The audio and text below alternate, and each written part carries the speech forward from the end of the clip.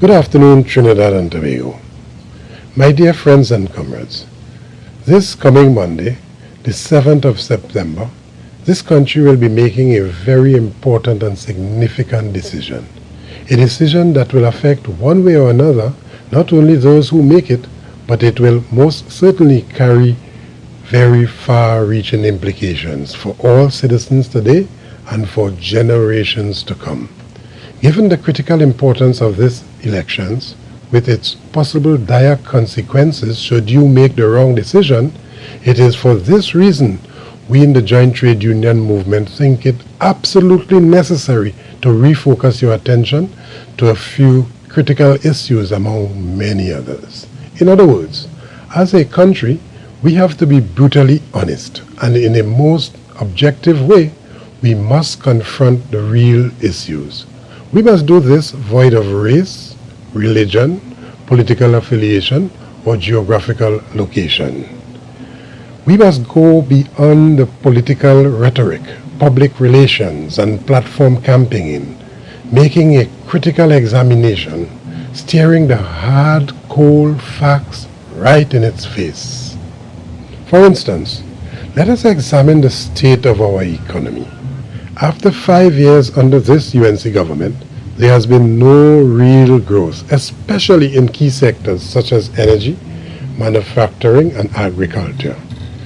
There have been no new sustained jobs. Instead, we have witnessed unprecedented spending on short-term make-work programs such as CPEP and URP, where those hapless workers are exploited for political gains, being forced to attend UNC meetings and rallies. We continue to face rising food prices at the groceries, despite their claim of reducing inflation. Our country is now burdened with a huge national debt which has increased by some 36%, and with oil and gas still remaining our economic engine, clearly there has been no diversification of our economy.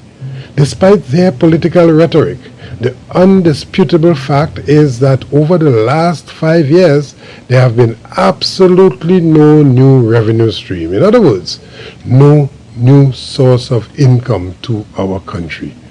What is even worse is that with the falling oil and gas prices, our country is experiencing a sharp decrease in oil and gas production, with oil production falling from 98,000 barrels per day in 2010 to 81,000 barrels per day at the end of 2014.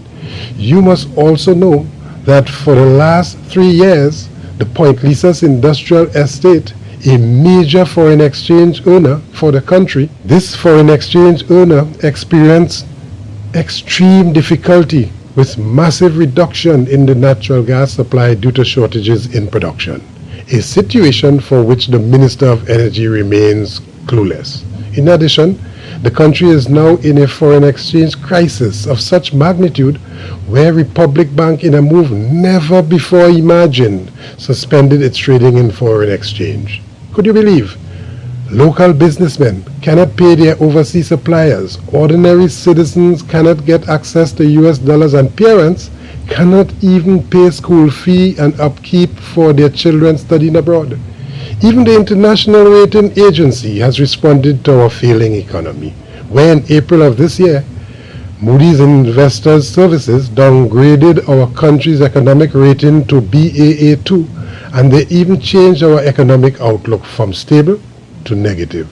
This is an international rating agency speaking, and therefore the only logical conclusion we can make is that the UNC has failed miserably in managing our economy. Could you imagine giving them another 5 years? With your government working for you, these are the hard, cold, undeniable facts. Friends and comrades, we not only had this mismanagement of our economy, but over the last 5 years, we have experienced a most brutal abuse of power and authority. They have shown no regards for our nation's parliament, as they deliberately used their majority to manipulate, abuse, and disrespect the parliament, going so far as to suspend the leader of the opposition, which suspension was a direct attack on our country's democracy. Regardless of whichever political party you support, as a citizen of this country, such attack on our democracy must be of significant importance to you. They abused the state apparatus to cut down any dissenting voice that dares to speak out. In addition, the country witnessed a most vicious attack on the office of the DPP, the Police Complaints Authority, the Credit Union, and the Joint Trade Union movement, among others. The country looked on in horror and bemusement as one by one they either compromised or totally destroyed key democratic institutions of the state, such as the Integrity Commission, Teaching Service Commission, the Public Service Commission, the Police Service Commission, the Equal Opportunities Commission, and the media, with many media workers and their media houses being completely bought out. Even the office of the president, our country's highest constitutional office, did not escape their interference.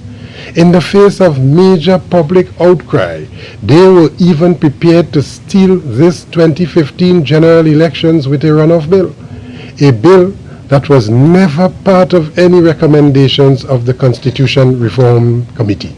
Friends and comrades, this is what they gave the people, while completely abandoning their commitment of fixed election date, 2 terms limit for the Prime Minister, the right to recall, and referendum, among many other manifesto promises.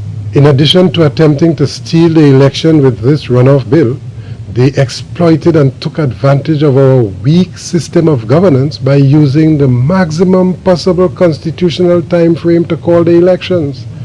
This they did just mere days before Parliament was constitutionally prorogued. This provided them with an additional 3 months to govern without any parliamentary oversight whatsoever.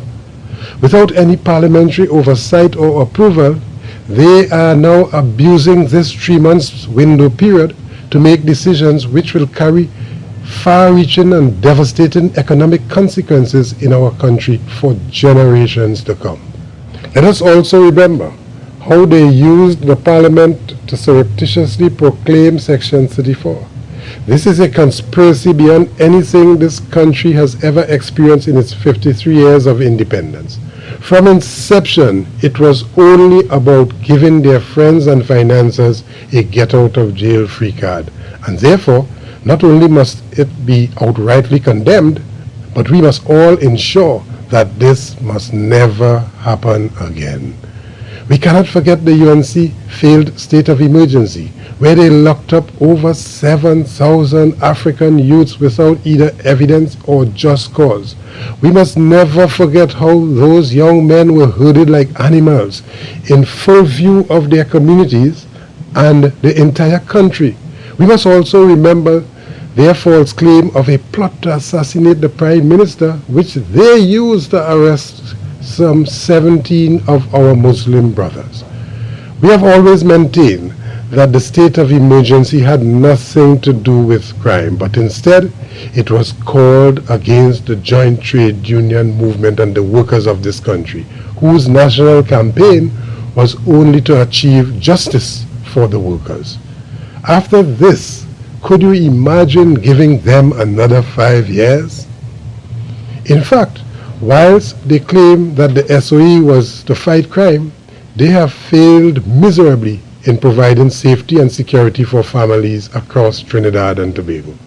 They deliberately dismantled all our security arrangements, leaving our borders totally unmanned and unprotected, allowing free access for the importation of prostitution, drugs, guns, ammunition into our country at an unprecedented level. Today, the country is reaping the deadly impact of these fatal decisions, where the most gruesome murders are now occurring sometimes at the average rate of 2 or 3 per day. It matters not who you are or what political party you support. Today, nobody is safe or protected from this extreme lawlessness, where these murderers have unlimited access to sophisticated guns and ammunition simply because These deadly items can easily land on our shores because there is no border protection at all. And now, after 5 years of this colossal failure, the Prime Minister, in her 20 pledges for 2020, is saying that she has a plan for crime. This has to be a national joke, especially since the man leading the police service is still in an acting position for the last 3 years. This high level of lawlessness with gun-toting bandits and murderers is swiftly matched with the pen-toting criminals in the government and in the boardrooms of state enterprises. We have also had to endure an unprecedented level of both allegations and revelations of corruption. We have had in Trinidad and Tobago people amassing great wealth from the public purse, people who became super rich from the NGC Public Relations Fund, the NGC Wastewater Project, the NEC Mysterious Bank Transfer, Petrotrin Southwest Soldado Deal, Petrotrin Bunkering Deal, corruption at TNTech, and many other state enterprises. People became multi-millionaire from live sport programs, controversial corrupt interchange, the FCP IPO, the Phoenix Park IPO, and the questionable NP service station contracts, among many others. Allegations of corruption at Swimcol and at the EMA, where it is reported that people were made millionaires. Then we have major fiascos that plagued us over the last 5 years. It was Emailgate, PrisonGate, Petrotrin-gate, NGC-gate, NP-gate, NEC-gate, IR-gate, and even the Children's Life Fund, where children are in desperate need of medical attention. This also did not escape their grasp. But corruption is also in recruitment in the public service. There are now more than before allegations of massive corruption with the hiring practices throughout the public service and in our state enterprises, where their friends are even promoted solely on the basis of their party loyalty, disenfranchising the more qualified and competent persons. When these incompetent and unqualified party supporters in top positions run down our state enterprises, they are in fact destroying our future. We must always remind ourselves that these state enterprises belong to all of us, the people of Trinidad and Tobago. Friends and comrades, corruption and underperformance at all these state enterprises and government ministries denies citizens proper infrastructure, education, and social security. Corruption significantly reduces our quality of life, denies workers their just due, and certainly it denies us, the citizens, proper health care and the benefit of our patrimony. Corrupt leadership is like a cancer eating away the vital organs of morality and integrity, eating away the very heart and soul of our nation, shredding apart the very fabric of our society.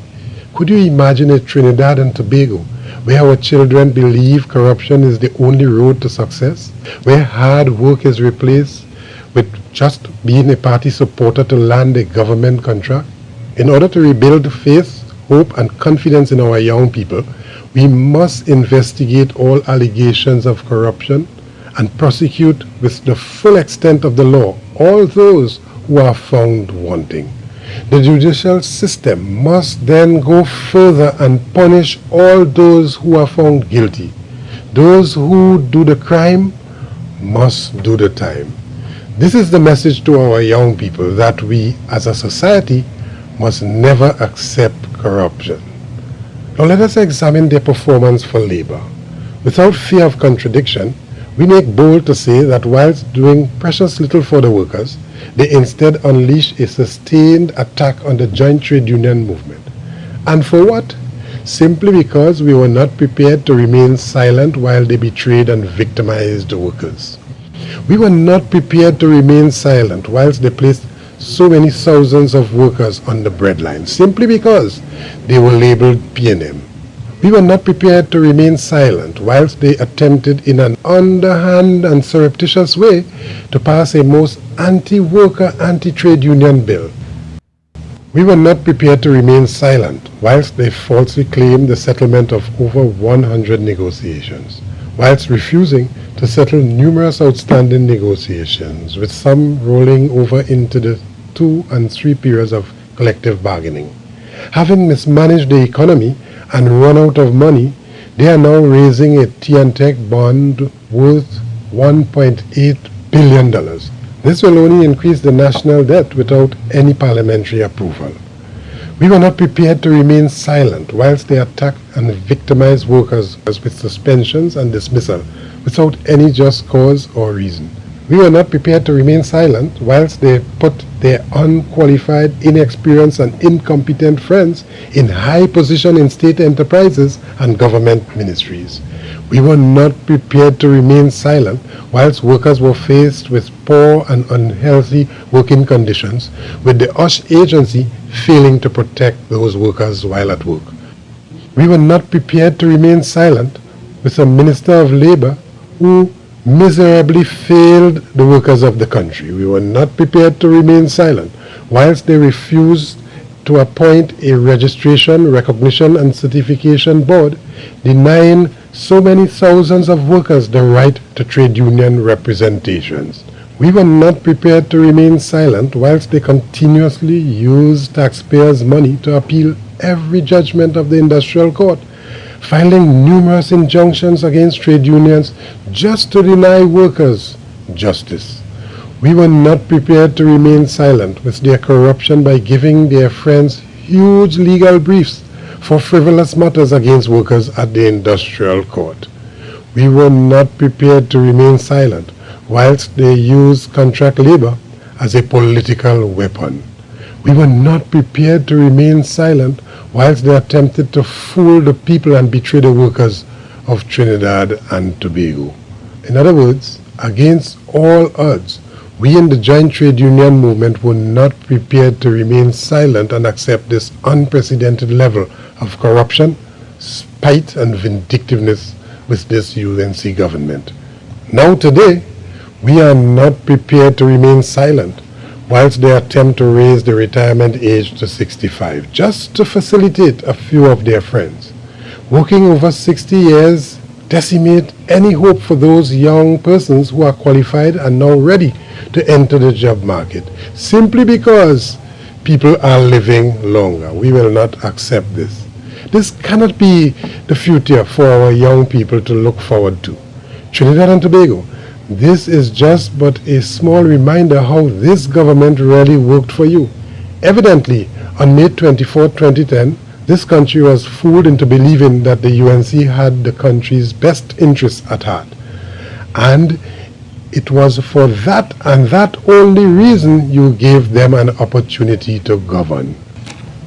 But today in 2015, before you go to the polls on September the 7th, you have not only a clear record of their abysmal performance, but you have actually lived 5 long, bitter years of the consequences of their actions. For these 5 long, bitter years, you helplessly looked on in horror and dismay as we slide into an abyss of bad governance, the likes of which the country has never experienced. Even though they committed to referendum and the right of recall, like so many other commitments, they just did not deliver. So as a citizen, you could neither recall them nor communicated your disgust and dissatisfaction with their extreme poor level of governance. But now, you have this only opportunity which you can ill afford to waste. You will have only yourself to blame if you do not exercise your democratic right to save our country from becoming a failed state. We have traveled too far down the wrong road. We have not only ignored all the road signs that were warning us, but in some cases, we even refused to acknowledge them.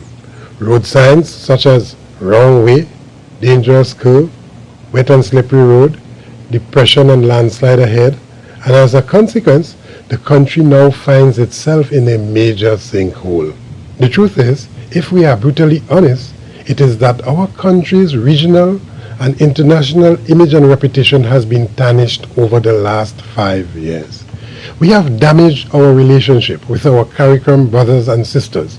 We only have to look and see how far we have fallen to know how much work we have to do to regain our reputation.